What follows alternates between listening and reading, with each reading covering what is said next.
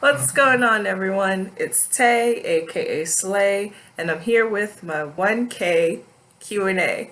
Never in my wildest dreams did I think when starting this channel that I would reach 1,000 subscribers. So I thank you and I welcome all of you who have joined in the last few days. I wanted to do this video so that you all could get to know me, know kind of the personality that you have signed up to watch. And I also wanted to give you something to, other than everything that's going on in the world right now, to think about. So please consider me a happy distraction. I asked on Twitter, Instagram, and Facebook for my friends and followers to submit questions, and I got some really, really good ones. So let's jump into it. I will start with the two I got from Twitter. One of my biggest fans, hello Pancakes. This is my roommate's dog, Pancakes. As you see, she's in the mood to play. All right, stop it. So, I want to know your favorite memory and all of your favorite things. So, there are actually two memories that I love, and they're my favorite stories to tell. So, I think one happened around Christmas. I think my sister-in-law was pregnant with my nephew, and she and my brother and I were at my mother's house. This is in Virginia. And we were just flipping through channels trying to find something to watch. And my brother put it on Comedy Central, and they were doing a marathon of Chappelle Show. Now, I had seen clips of Chappelle Show, but I had never sat down and watched an entire episode. So one of the segments, one of the most famous segments, other than Charlie Murphy's True Hollywood Stories, was A Day in the Life of Lil Jon. And this one, I think it was the first one, with the one where he goes to the airport and he's checking in. And it's like, so you're sitting here watching Dave Chappelle in the lockway going, what? Okay. And we're all doubled over laughing. It was the funniest thing I had ever seen up to that point. And my mom was watching it with us. My mom doesn't do comedy like that. So I was surprised she sat there and did it. Then she got up and went to the kitchen. And I think my brother asked her a question, and she popped her head out from the doorway and went, what? Just, my mom doesn't do things like that. So we just fell out laughing. It's one of those memories that it's my favorite, one of my favorite memories of my mother. Sometimes she was unintentionally funny, but that time she was intentionally funny, and it's one of the memories I will carry the most in my heart. The second favorite memory is of my nephew. Now, he was about 2 or 3 at the time. Now, this was before I had developed my undying love and devotion for Chris Evans. So my brother had brought over, my brother does this thing where he likes to trick us into watching the movies that he wants to watch. So he tricked us into watching Fantastic Four: Rise of the Silver Surfer. And I'm watching this movie like, what is going on? Why? Why? I was like, this acting is ridiculous. Now, I knew about the Fantastic Four. My brother's 10 years older than me. He passed on some of his comics to me. I knew about Fantastic Four, don't get it twisted. So I'm sitting here just like, and again, this is before I fell in love with Chris Evans. So I thought Johnny Storm was cute, but not cute enough for me to sit there and watch the movie, giving it my undivided attention. The only reason I even remember watching this movie is because, again, if you read comics, you know that Galactus is not as they depicted him in this film. In the film, they depicted him as this ominous cloud of fucking. Why do they do that? Okay, quick tangent. They did it in Green Lantern and they did it in Fantastic Four: Rise of the Silver Surfer. Why is the main villain of these two movies an ominous, amorphous cloud? Could we not think of anything else? We had the technology, y'all had the money. Why? Anyway, we get to the part of the movie where Silver Surfer realizes that he done fucked up, and he decides to sacrifice himself to defeat Galactus and save Earth. Now, he does this, and my 2-year-old nephew is looking at the screen, and Galactus dissipates, and my nephew looks around the room and goes, it's gone.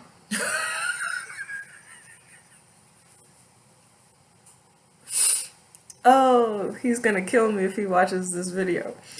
But yeah, those two are my favorite memories of all time. I love telling those stories. All of my favorite things. Oh, goodness. Okay. My favorite color is red with purple, a very close second, which makes sense because purple is just red and blue combined. My favorite movie is Kill Bill, Volumes 1 and 2. Let's be real. It's one movie, but Quentin Tarantino knew he couldn't sell a 4.5 hour long movie, so he split it into two. So, Kill Bill, Volume 1 and 2, my favorite movie. Favorite food. Actually, somebody from Instagram, my girl Tisha, she asked what my favorite food was. My favorite food is actually, I'm always down for tacos.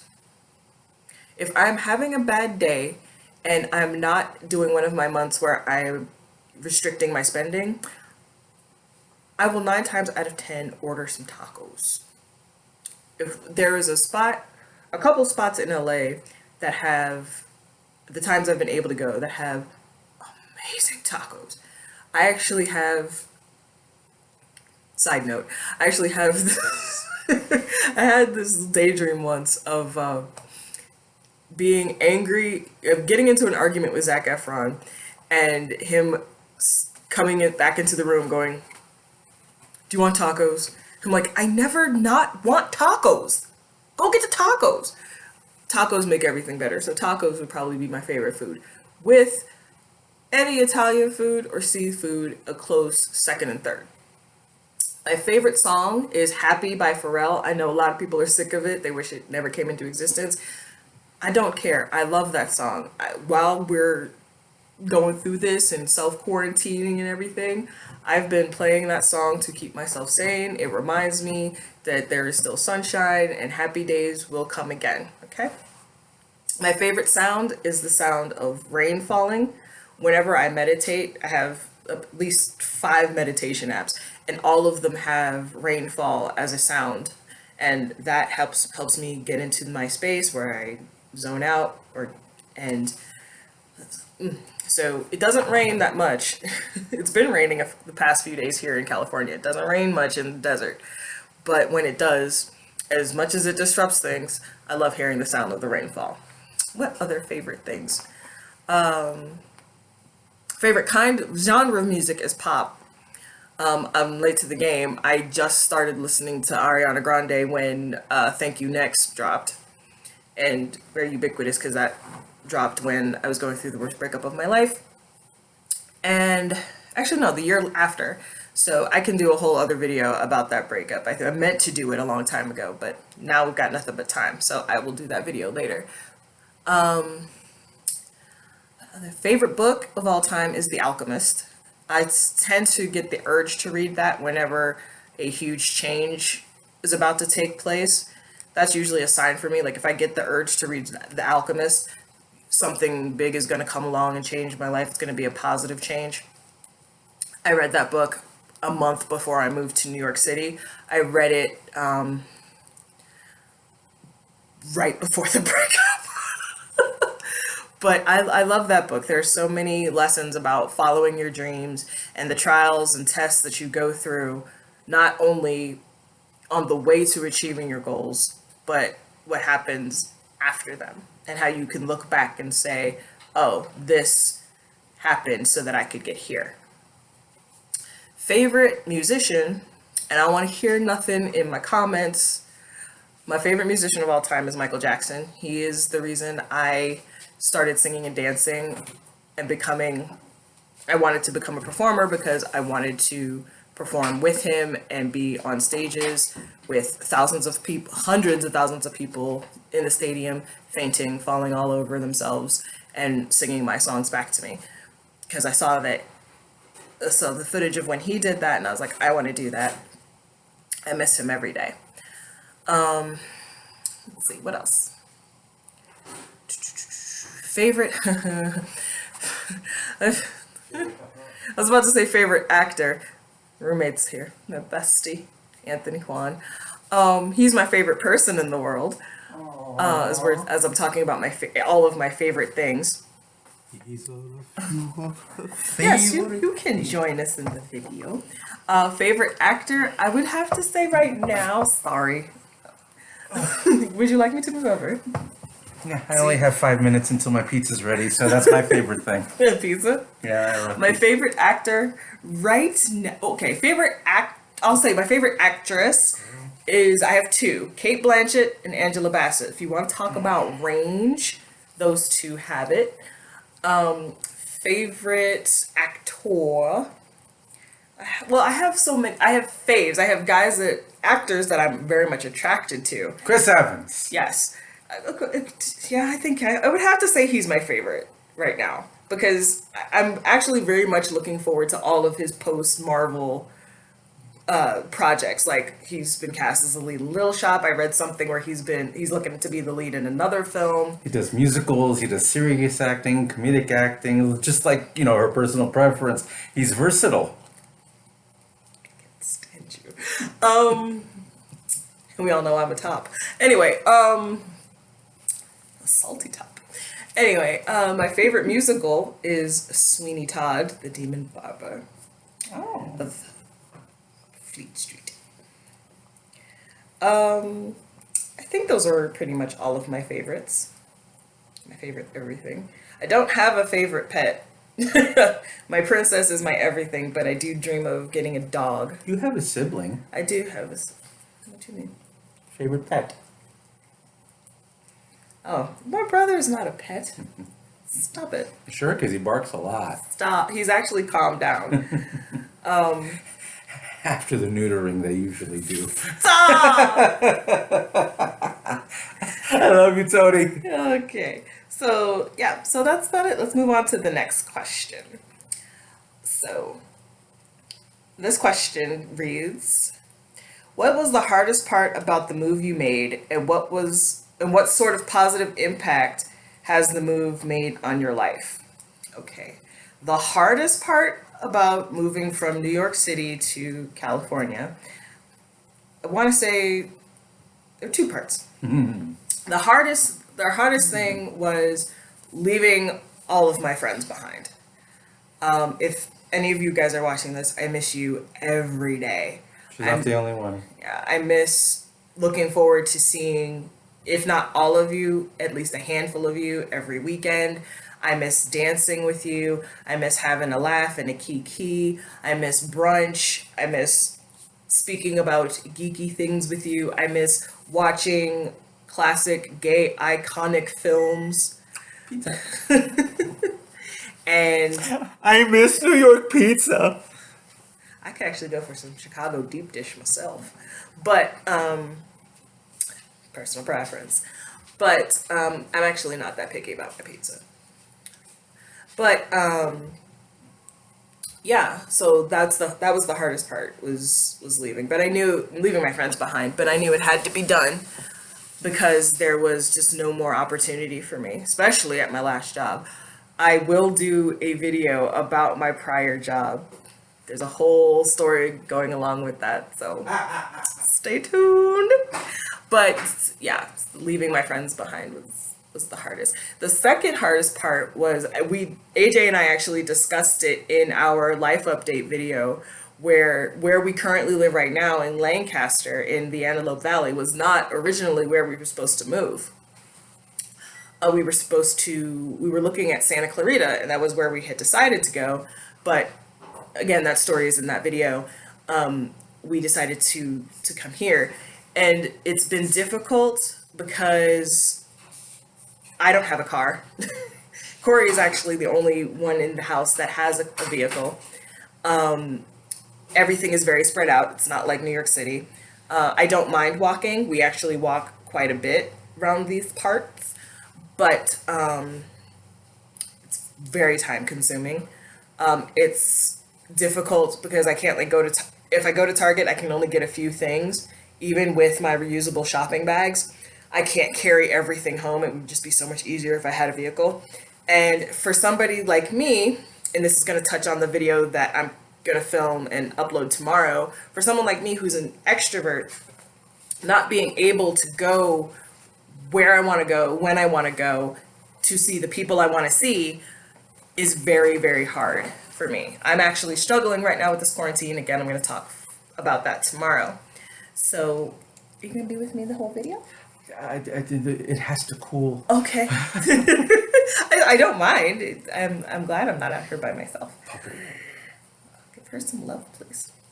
So, yeah. So that's been the hardest thing. The most positive aspect, take what I just said and flip the coin. I have no distractions out here. I don't have people calling me saying, hey, let's go do this thing, because I need to save money. I'm trying to pay off my credit card debt, raise my credit score so that I can get a car. We should do something. I don't have people saying, hey, we're going to meet at this bar at 7:30, come through. I'm getting ready to go back to school. So I have all of those distractions removed, especially right now. So there's really no excuse for me not to do the things that I need and want to do. Another positive thing is my new job. My new job is my dream job, basically. And when I do my video about my old job, I will go more into that. He knows he was with me through all of it. All right. Party. So let me go to Instagram and check out these views. Not kidding. What is your proudest moment of 2019? Quitting my damn job. Oh my God. Which will also be featured in the next video involving discussing her job.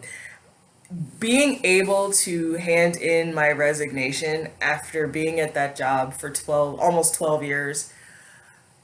Oh my God. It was the weight lifted off my shoulders. It was a day that I never thought would come. And then the day I finally got to do it, it was scary because I didn't have a job to come to when we moved out here. But I am living proof that sometimes you just need to take the leap. Okay, I know what he's saying. He's like, what is your goal for this awesome new platform? Because he's congratulating me on 1,000 subscribers. Oh. My goal, my mission statement when I started this channel, this one right here, that was supposed to be a beauty channel, but like I said yesterday. But it is! Behold! Beauty. I am a failed booty guru. You're not a failed booty guru. That booty does not fail. It keeps going. And it doesn't quit.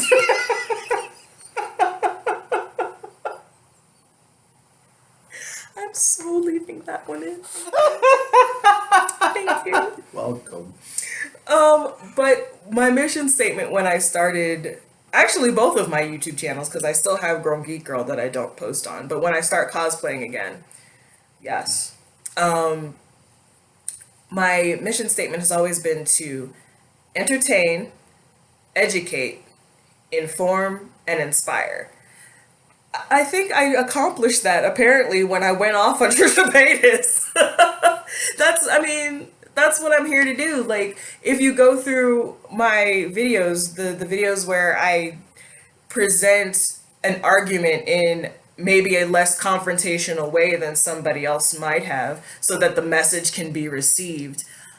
Because I want people to actually listen to what's being said instead of reacting to someone else's anger. Like my Jackie Aina video where Jackie said, I only want to be seen by black doctors. And people are like, that's racist. I'm like, no, that's valid, because in the medical profession, and there are, if you Google it, you can find it, where doctors are saying, yeah, we are taught to ignore the pain of our black patients.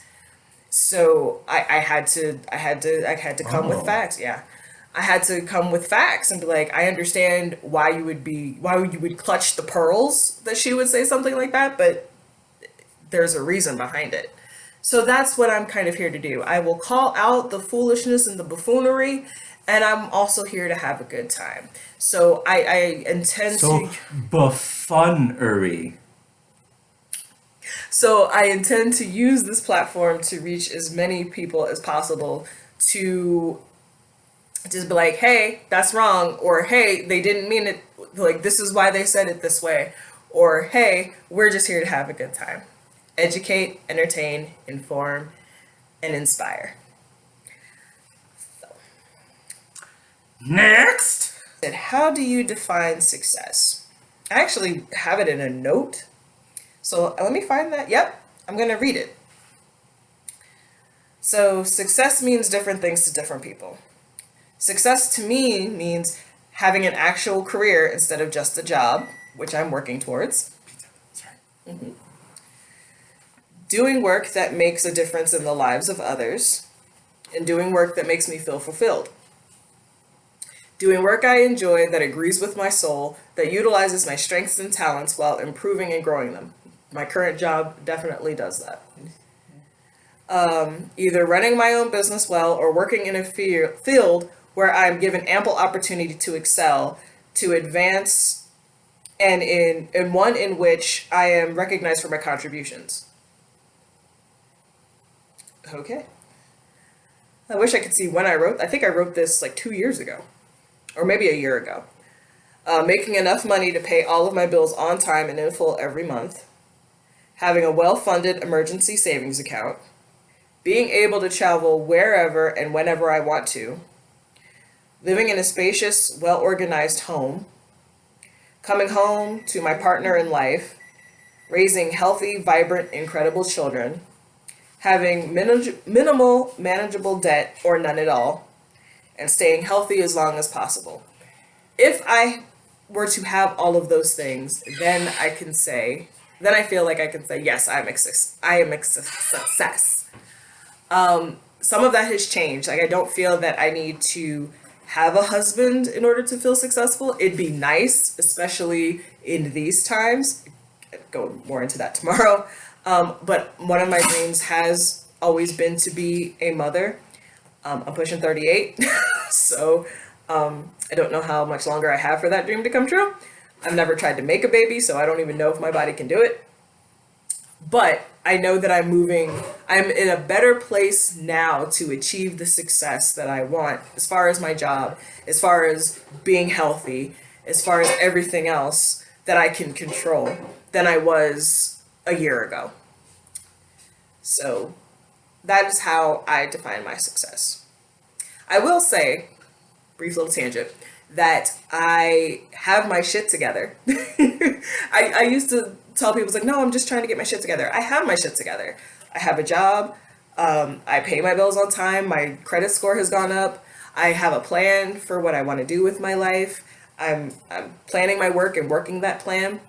And so far, I haven't really hit any roadblocks, but I do have the tools to work through those blocks when they do come. So I do have my shit together, and I'm moving forward towards where I want to be. The last question I have, actually, I probably should have closed with that, but that's fine. I thought you said you had your shit together. How dare. So this is a fun one. How do you maintain your wigs and keep them looking so fresh and gorgeous? Okay. Restocking. Besides buying new wigs, I haven't been able to do this because even though I have the master bedroom in this apartment, I do have my own bathroom, I only have a shower. I do not have a bathtub. When I lived in New York and had a bathtub, I was able to do this, and I wouldn't be running out of wigs the way I am now. But what I would do is I would take the wigs that I still loved and still wanted to wear, and I would fill the bathtub up with water, and I would pour Tide and fabric softener in the water, because I wear synthetic wigs. I do not have the kind of money to get human hair. That might change, but right now your girl rocks synthetic wigs. Fabric softener actually helps refresh the wig and get it back to the way it was, as close to the way it was when you first got it as possible. And obviously the detergent washes it, so you wash and condition just like real hair, only with a different shampoo and conditioner. So I would leave those soaking for about 2 to 3 hours, and then I would hang them up, and then when they were dry, comb them out. Fun fact, when AJ and I were in New York, we were part of Gay Geeks of New York. We were also part of the Theater Geeks, which was a subgroup of Gay Geeks of New York. and we normally every year we did a production of Buffy the Vampire Slayer, the musical episode Once More with Feeling.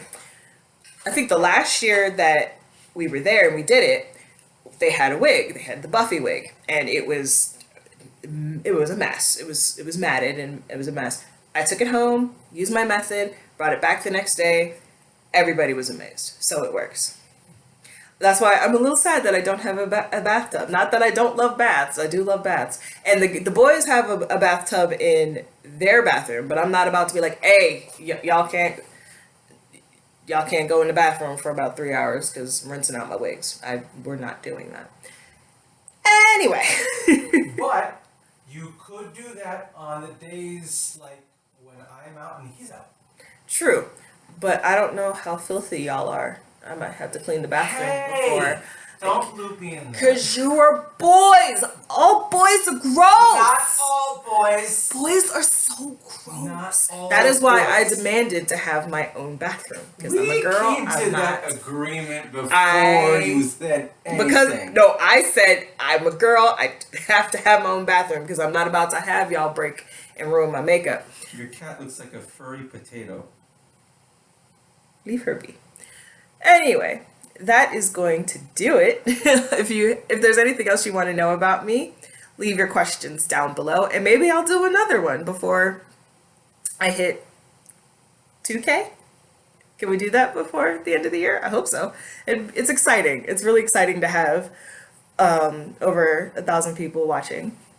I'm so grateful for each and every one of you. But that's going to do it for today's video. I will see you tomorrow, more than likely. I know there are a million videos you could have watched today. I humbly thank you for coming to slay. Bye. And stay healthy.